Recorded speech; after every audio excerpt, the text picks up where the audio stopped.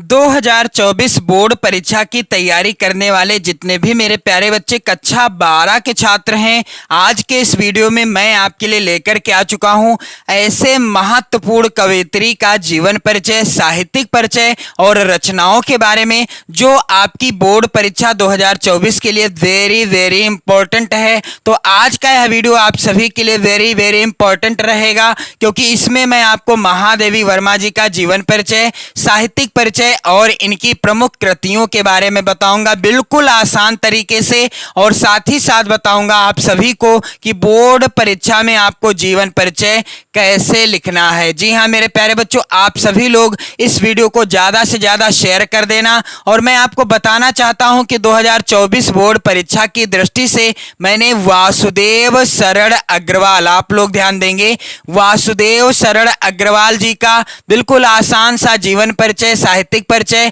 और प्रमुख रचनाओं के बारे में बताया है वीडियो के माध्यम से। और साथ ही साथ अयोध्या सिंह उपाध्याय हरिऔध जी का भी जीवन परिचय मैंने पढ़ा दिया है। आप लोग चैनल की प्लेलिस्ट में वीडियो देख लीजिए और अपनी नोट्स भी तैयार करते रहिए। जी हां मेरे प्यारे बच्चों, यदि आप अपनी नोट्स बनाते रहेंगे तो आपको चीजें क्लियर होती रहेंगी, इसलिए मैं कहता हूं कि आप अपनी नोट्स भी बनाते रहो और साथ ही साथ धुआंधार तैयारी भी करते रहो 2024 बोर्ड परीक्षा की। और मैं आपको बताना चाहता हूं कि यदि आपने इस वर्ष यानी 2023-2024 बोर्ड परीक्षा के लिए सामान्य हिंदी विषय को चुना है या फिर आपने साहित्यिक हिंदी विषय को चुना है, तो आज का यह वीडियो आप सभी के लिए वेरी वेरी इंपॉर्टेंट होगा, क्योंकि महादेवी वर्मा जी को आपको, चाहे आपके पास सामान्य हिंदी हो या साहित्यिक हिंदी, सभी को पढ़ना है। तो यहां पर आप लोग ध्यान देंगे, महादेवी वर्मा जी का जीवन परिचय आपको कैसे लिखना है।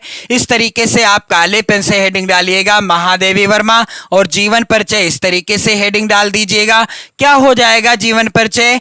महादेवी वर्मा का जन्म फर्रुखाबाद के एक शिक्षित कायस्थ परिवार में सन 1907 ईस्वी में होलिका दहन के दिन हुआ था। महादेवी वर्मा जी का जन्म कब हुआ था? सन 1907 ईस्वी में हुआ था। कहाँ हुआ था इनका जन्म? तो इनका जन्म फर्रुखाबाद नगर में हुआ था। और किस दिन? होलिका दहन के दिन हुआ था। इनके पिता श्री गोविंद प्रसाद वर्मा भागलपुर के एक कॉलेज में प्रधानाचार्य थे। इनके पिता का क्या नाम था? श्री गोविंद प्रसाद वर्मा, जो कि भागलपुर के एक प्रधानाचार्य थे। यहां आप लोग ध्यान दीजिएगा, भागलपुर में एक कॉलेज था और उसी कॉलेज में इनके पिताजी श्री गोविंद प्रसाद वर्मा जी क्या थे? प्रधानाचार्य थे।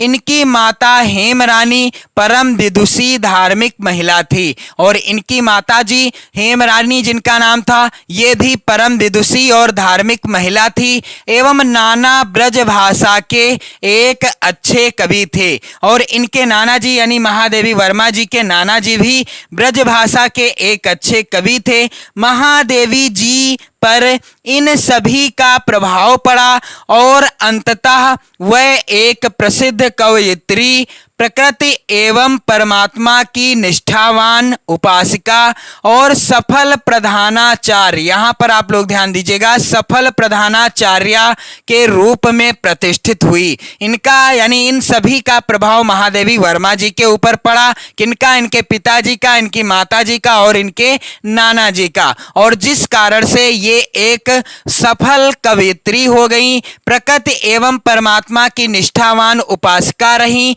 और सफल प्रधानाचार्य के रूप में भी इन्होंने क्या किया? यानी प्रधानाचार्य के पद को भी सुशोभित किया। इसके बाद मेरे प्यारे बच्चों आप लोग ध्यान दीजिएगा, आगे यहां पर लिखा है, इनकी प्रारंभिक शिक्षा इंदौर में और उच्च शिक्षा कहां हुई? प्रयाग में हुई। महादेवी वर्मा जी की प्रारंभिक शिक्षा कहां पर हुई? इंदौर में हुई। और इनकी उच्च शिक्षा प्रयाग में हुई। और मेरे प्यारे बच्चों यहां पर आप लोग ध्यान देंगे, संस्कृत से एमए उत्तीर्ण करने के बाद ये प्रयाग महिला विद्यापीठ में प्रधानाचार्य हो गई। जब महादेवी वर्मा जी ने संस्कृत विषय से एमए की परीक्षा उत्तीर्ण कर ली। इसके बाद ये प्रयाग महिला विद्यापीठ में प्रधानाचार्य भी हो गई। इनका विवाह 9 वर्ष की अल्पायु में ही हो गया था। महादेवी वर्मा जी का विवाह कितने वर्ष की अल्पायु में हो गया था? जब इनकी उम्र केवल 9 वर्ष की थी तभी इनका विवाह हो गया था। इनके पति श्री रूप नारायण सिंह एक डॉक्टर थे। इनके पति का नाम क्या था? श्री रूप नारायण सिंह, जो कि पेशे से एक डॉक्टर थे, परंतु इनका दाम्पत्य जीवन सफल नहीं था। लेकिन महादेवी वर्मा जी का दाम्पत्य जीवन सफल नहीं हुआ। विवाहोपरांत ही इन्होंने FA, BA और MA परीक्षाएं सम्मान सहित उत्तीर्ण की। विवाह के बाद ही इन्होंने FA और कौन सी BA तथा MA परीक्षाएं सम्मान सहित उत्तीर्ण की। महादेवी जी ने घर पर ही चित्रकला तथा संगीत की शिक्षा भी प्राप्त की। महादेवी वर्मा जी ने घर पर ही चित्रकला और संगीत की शिक्षा भी प्राप्त की। कुछ समय तक ये चांद पत्रिका की संपादिका भी रहीं। तो चांद पत्रिका का संपादन महादेवी वर्मा जी ने कब किया था मेरे प्यारे बच्चों? आप लोग कमेंट करके आंसर बताना। 11 सितंबर 1987 ईस्वी को इस महान लेखिका का स्वर्गवास हो गया। इसके बाद आपको लिखना है साहित्यिक परिचय। तो क्या हो जाएगा? बिल्कुल आसान, मैं आपके लिए लेकर के आ चुका हूं। यहां पर श्रीमती महादेवी वर्मा का मुख्य रचना क्षेत्र काव्य है। यानी महादेवी वर्मा जी ने ज्यादातर रचनाएं की हैं काव्य ग्रंथ पर आधारित। इनकी गणना छायावादी कवियों की बृहत चतुष्टयी, जिसमें प्रसाद पंत, निराला और महादेवी में होती है। इनके काव्य में वेदना की प्रधानता है। भारत के राष्ट्रपति से इन्होंने पद्म भूषण की उपाधि प्राप्त की। महादेवी वर्मा को भारत के राष्ट्रपति ने पद्म भूषण की उपाधि से भी सम्मानित किया था। और मेरे प्यारे बच्चों यहाँ आप लोग ध्यान दीजिएगा। इसके बाद आपको क्या लिखना है यहाँ पर कि हिंदी साहित्य सम्मेलन की ओर से इन्हें सक्सरिया पुरस्कार तथा मंगला प्रसाद पारितोषिक भी मिला। मई 1983 ईस्वी में इन्हें भारत भारती पुरस्कार तथा नवंबर 1983 ईस्वी में यामा रचना पर, इनकी प्रसिद्ध रचना है यामा, जिस पर इन्हें ज्ञानपीठ पुरस्कार से सम्मानित किया गया। तो मेरे प्यारे बच्चों आप लोग इस तरीके से साहित्यिक परिचय आसानी से लिख पाएंगे। अब बारी आती है रचनाओं की। तो रचनाएं कौन कौन सी हैं?